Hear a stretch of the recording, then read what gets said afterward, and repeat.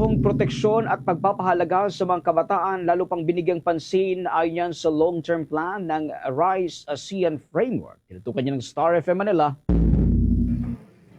Isinusulong sa ilalim ng long-term plan ng RISE ASEAN Framework ang pagbibigay halaga at proteksyon sa kapakanan ng mga kabataan sa pamamagitan ng alternative child care policies.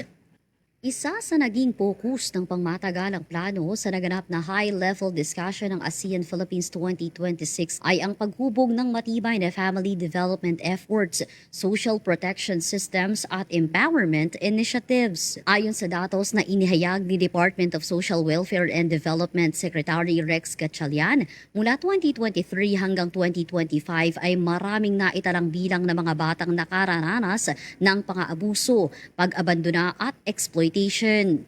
Kaya naman, plano pang mas bigyang pansin ang advanced adoption at alternative care system, kasama na rin ang pagpapalakas at pagpapatatag ng mga kabataan sa Southeast Asia.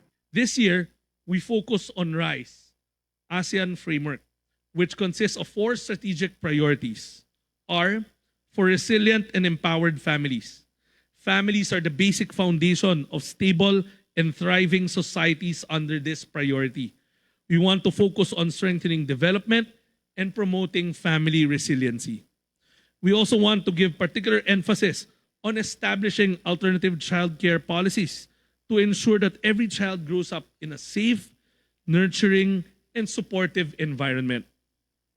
In the Philippines alone, more than 4,000 children are waiting to have a family and a forever home. Between 2023 and 2025, these children, often victim survivors of abuse, neglect, abandonment, and exploitation, are housed in our residential care facilities. Our goal is to advance and strengthen our adoption and alternative child care system so that no child would grow up without the love, care, and security of a family. Samantala, ayon pa kay Secretary Gatchalian, sa ilalim ng alternative child care policies, binigyang diin ito na dapat mamuhay ang bawat bata sa isang ligtas, mapagmahal at mapag-arugang pamilya.